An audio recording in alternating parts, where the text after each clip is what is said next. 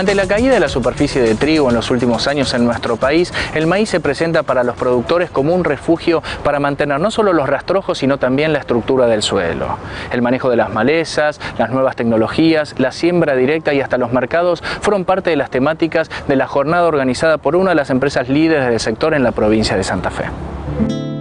Luego de la caída en la superficie de trigo, los productores han tratado de defender la sustentabilidad agronómica con el maíz. El gerente regional de servicio técnico de Nidera, Juan José Cóbolo, analizó las claves de la campaña que está por concluir con una producción que rondaría las 25 millones de toneladas. Realmente es un resultado muy promisorio para lo que es el cultivo de maíz. Hemos visto que a pesar de las condiciones climáticas que tuvimos, ya sea que se cortó el agua en algunas zonas ya para los últimos días de noviembre, pero todo diciembre y gran parte de enero, y con altas temperaturas, que este iba a ser factores negativos para el cultivo de maíz, no resultó así. Hay datos muy buenos de rendimiento, por supuesto que varía de distintos ambientes y de las reservas que había de humedad en cada uno de los lotes en cuestión, pero realmente los rindes han sido muy satisfactorios, y lo que estamos viendo también es un incremento de lo que es el maíz de segunda, es decir, que vemos que campaña tras campaña va creciendo. Si bien creemos que el maíz de segunda nunca va a llegar a desplazar a lo que es el maíz temprano de primera, pero sí creemos que puede llegar a valores a nivel país en el orden del 30-35% en un futuro bastante cercano. ¿Qué manejo diferencial debe tener el productor hoy en cuenta para sembrar un maíz de segunda luego de una leguminosa de invierno? Si bien estamos todo lo que es el sur de Santa Fe y todo el área, digamos, Rosafé, en una zona que es muy arveja y lenteja, o sea, se siembran bastante estas dos leguminosas, se habla aproximadamente de unas 100.000 hectáreas, y también vemos que el productor, después de haber hecho una arveja o una lenteja, se está volcando masivamente a hacer una gramínea como el maíz. Realmente cosa muy positiva desde el punto de vista agronómico, por las ventajas que aporta el maíz en lo que es la rotación agrícola, es decir, para el mejor control de lo que son las malezas difíciles, que cada vez son más las que están apareciendo, resistentes a glifosato, como también desde el punto de vista de cuidado del suelo, mejorando lo que es la estructura del suelo a través del aporte de rastrojo. Es decir, son dos variables muy importantes a tener en cuenta, y que ojalá esto se multiplicara en otras zonas agrícolas del país. Yo creo que a tener en cuenta para un maíz de segunda, lo que importa mucho es el ciclo, es decir, tener un material que no sea un ciclo excesivamente largo, sobre todo para que el periodo de llenado, que es el momento, el maíz tiene dos momentos críticos, digamos, lo que es prefloración, floración y posfloración, y después lo que viene a ser llenado de grano en particular, que no le caiga una helada. Entonces, si tenemos un ciclo muy largo, sembrado allá por mediados, fines de diciembre, o en algunos casos se extiende hasta enero, primeros días de enero, podemos correr el riesgo con materiales de ciclo muy largo a que ese llenado de grano se vea interrumpido por alguna helada temprana. Yo creo que la madurez ideal, ¿no es cierto?, para estas siembras en segunda, en esta zona central típica, norte de Buenos Aires, sur de Santa Fe y, digamos, parte de Entre Ríos, sería lo que es una madurez 116, 117 hasta una 118. Dentro de estos niveles de madurez relativa vamos a tener los mejores niveles de rendimiento. En la medida que sacrifiquemos en más o en menos estas madureces relativas, tenemos los efectos. Si achicamos la madurez relativa, tenemos menos potencialidad desde el punto de vista fisiológico, porque las etapas de desarrollo son mucho más precoces, entonces la planta tiene menos posibilidad de producir alimento para el destino final, que es la espiga, y si ponemos ciclos excesivamente más largos, corremos el riesgo de tener una helada que nos corte ese llenado de grano. Entonces, por eso repito que a tener en cuenta es madurez relativa del híbrido, y el segundo factor importante es la sanidad del híbrido. Es decir, en una siembra de segunda sabemos que vamos a tener mucha humedad, porque en estas regiones en el otoño es donde más llueve, y por otro lado tenemos excesivas temperaturas. Entonces eso trae aparejado la aparición de enfermedades, básicamente enfermedades foliares. Entonces hay que tener en cuenta en la elección un híbrido que tenga un muy buen comportamiento a todo lo que sean enfermedades de hoja, llámese roya o llámese tizón,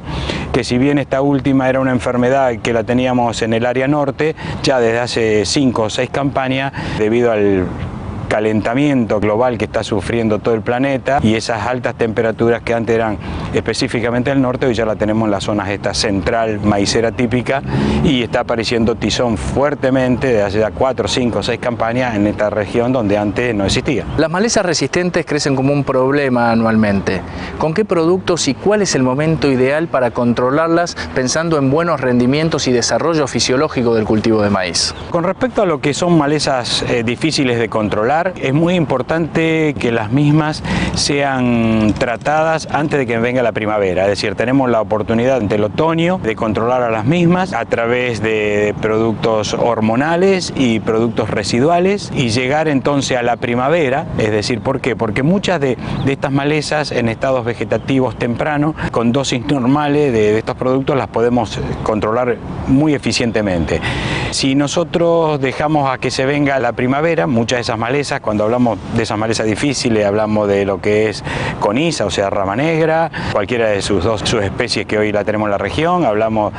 que es comelina, lo que es viola, etcétera, de todas las que estamos conociendo, cada vez se van agregando más, pero es muy importante el control que hagamos nosotros post cosecha, en otoño, porque luego después en el invierno es más difícil, o sea, no hay división celular por razones climáticas, entonces muchos productos no actúan como deben actuar, pero sí no tenemos que dejar para la primavera el control de estas malezas difíciles. Y es muy importante rotar con productos, es decir, sabemos que hoy ya el monoherbicida ha dejado de ser eficaz, ya tenemos que empezar a trabajar con otro tipo de productos combinados, como lo hacíamos hace 12 o 15 años atrás, es decir, cuando empezábamos a usar mezclas, y el tema de rotación es clave, es decir, por eso hacemos desde el punto de vista agronómico, hacemos mucho hincapié en que el maíz, como el trigo, son dos gramíneas fundamentales en la rotación, no solamente por lo que le aportan al suelo a través de su rastrojo, de su aporte de materia seca, sino también lo que hacen al control de malezas por los herbicidas que podemos utilizar en estas dos gramíneas,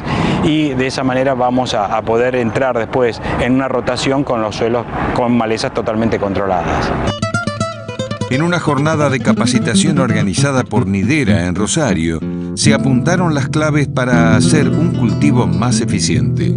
Cóbolo describió cómo trabajan en investigación y desarrollo para lograr una oferta genética adecuada. Desde Nidera siempre nos hemos caracterizado por ser una empresa muy innovadora, por eso desde hace muchas campañas somos la empresa número 1 de genética del país. Es decir, nosotros vemos que hay que superarse día tras día y esa es una consigna que la tenemos grabada todos los que tomamos decisiones en la compañía. Estamos lanzando un nuevo producto y estamos pensando en el recambio de ese producto. Esa fue la filosofía con la cual nos ha llevado durante muchísimos años a ser la empresa número 1 de genética y queremos seguir siéndolo durante unas cuantas campañas más. Como novedades, hoy en lo que es maíz estamos basados en 3 productos fundamentales: un material madurez 116-117 que es el 852, con características agronómicas muy destacadas, un material como 887 que ya es conocido en el mercado, tiene 2 años en la faz comercial con muy buenos resultados agronómicos, con una madurez relativa a 118-119, y estamos haciendo un nuevo lanzamiento de un material que se llama AX7822 que es una madurez 118. Es decir, estos 3 materiales que son el pilar de nuestro portfolio de productos maíz, por todo lo que reúnen positivamente desde el punto de vista agronómico, hemos considerado en agregarle, hacerle aditamentos con distintos eventos, ya sea tolerancia a insectos o tolerancias a herbicidas. Y este año estamos saliendo al mercado, por ejemplo, en lo que es 852, la versión que todo el mundo conoce con Hércules para Spodoptera y Diatraea, y un control parcial sobre Isoca de la espiga, Liotis. Hemos salido la campaña pasada la versión RRMG, o sea, con tolerancia a glifosato y a insectos,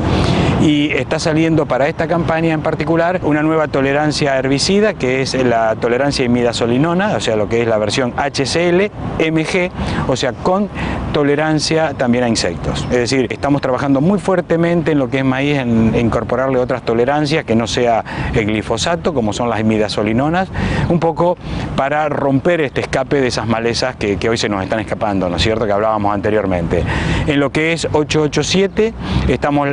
nosotros estamos muy posicionados con 887 MG, solamente con tolerancia a insectos, y salimos de esta campaña el TDTG, o sea, el mismo producto con tolerancia a insectos y con tolerancia a glifosato, y también en la versión HSL-MG, o sea, con tolerancia a imidazolinonas y a insectos. Y para la campaña que viene, este producto estaría saliendo en Victera 3. O sea que, como ven, o sea, nosotros, por no ser una empresa que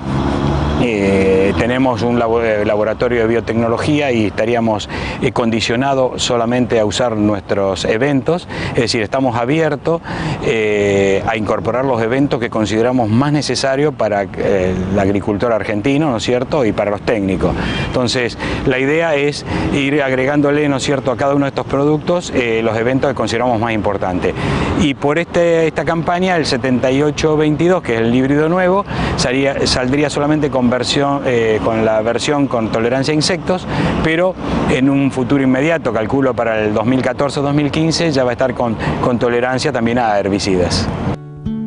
A pesar de las incertidumbres comerciales, Cóbolo es optimista para la campaña 2013-2014. Veo que hay mucho interés por parte del productor,